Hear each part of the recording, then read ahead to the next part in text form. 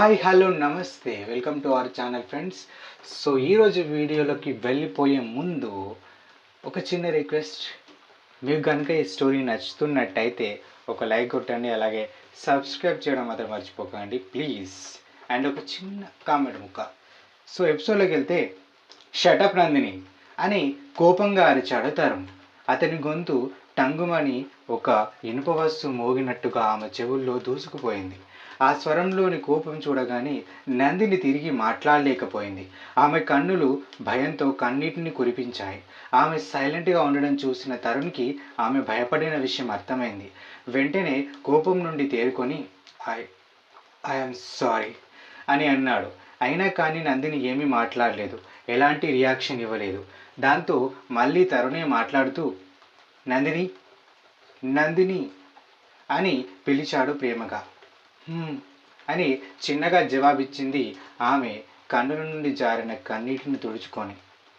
Sorry sorry, నేను అప్పుడు చేసింది తప్పే కావచ్చు, కానీ అప్పుడు అదే కరెక్ట్ అని అంటున్న అతన్ని మధ్యలోనే ఆపేస్తూ, తప్పని తెలిసినా నాతో సారీ చెప్పించావంటే ఆమె అంటే నీకెంత అభిమానం ఉందో తెలుస్తుంది.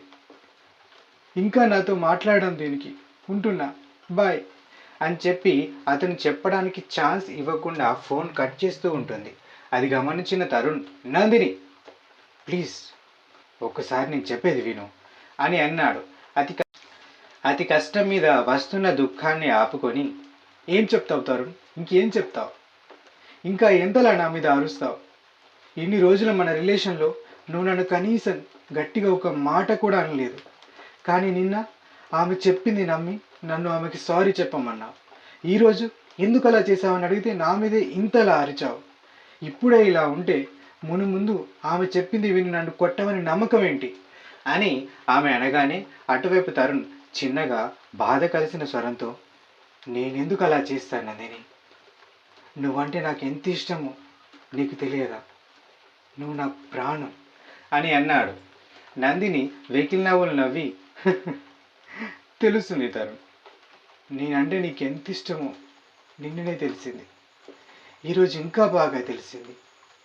అయినా నా బాధ నువ్వు నన్ను ప్రేమించలేదని కాదు, నా మాట నమ్మలేదని, కనీసం ఆమె మాటకి ఇచ్చే వాల్యూ నా మాటకు కూడా ఇవ్వలేదని అని చెప్పి ఈసారి తరుణ్ ఏం చెప్తున్నా వినకుండా కాల్ కట్ చేసింది.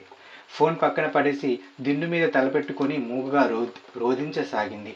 ఆమె కన్నిటితో ఆ దిండు పూర్తిగా తడిసిపోయింది.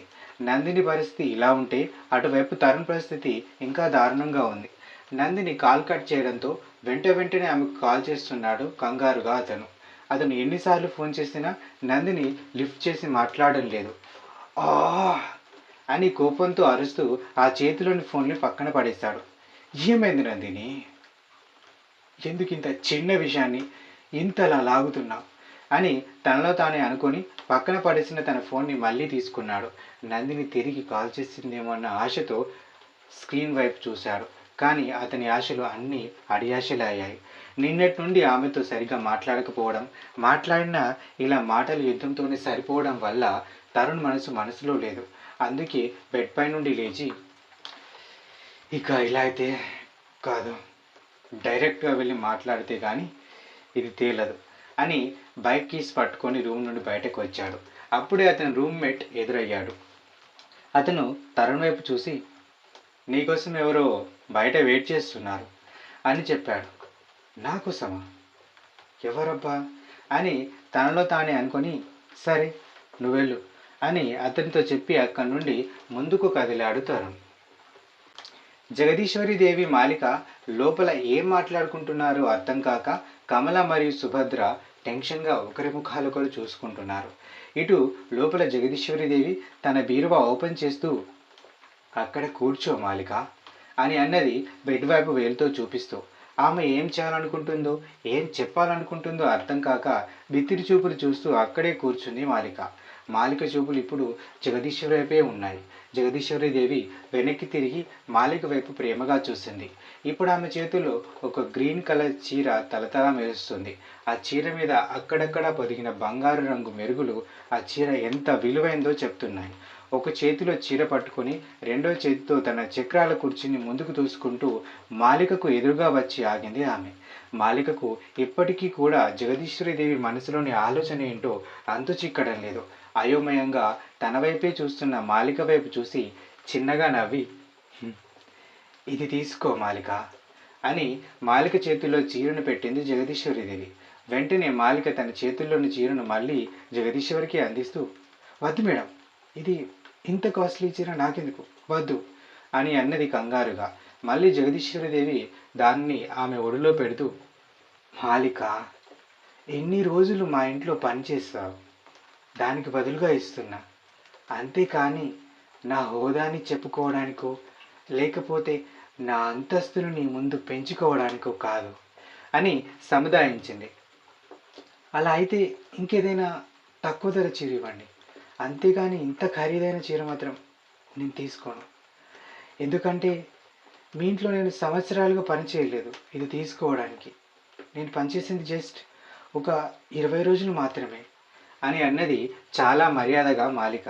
అది విన్న జగదీశ్వరీదేవి మళ్ళీ చిన్నగా నవ్వి, బహుమానం ఇవ్వడానికి ఎన్ని రోజులు పనిచేశారని చూడరు మాలిక, ఎంత బాగా పనిచేశారని మాత్రమే చూస్తారు.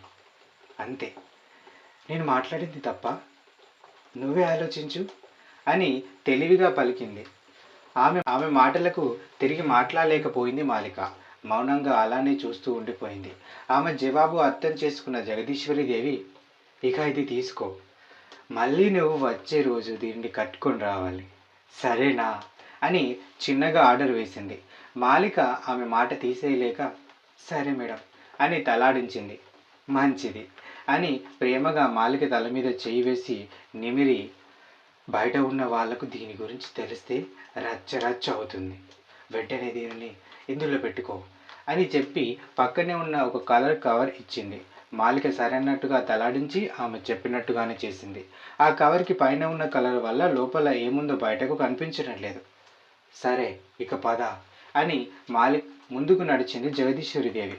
ఆమె చక్రాల కుర్చీని తోసుకుంటూ హాల్లోకి వచ్చింది మాలిక. బయటకు వచ్చిన వాళ్ళని చూడగానే సుభద్ర, కమల వాళ్ళ మనసు కుదుట పడింది.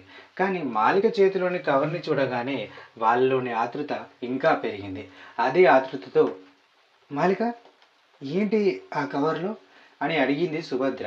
మాలిక జవాబిస్తూ ఉండగానే, ఏం లేదు అని సుభద్రకు చెప్పి, నువ్వు వెళ్ళు మాలిక అని పలికింది జగదీశ్వరీదేవి.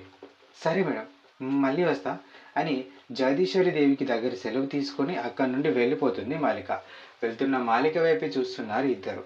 ఇటు గడప దాటిన మాలికకు సర్రున వచ్చి ఆగిన కారు కనిపించడంతో టక్కున అక్కడే ఆగిపోయి అటువైపే చూస్తూ ఉండిపోయింది. ఆగిన కారు నుండి హేమంత్ దిగాడు. అతన్ని చూస్తూ అలానే ఉండిపోయింది మాలిక.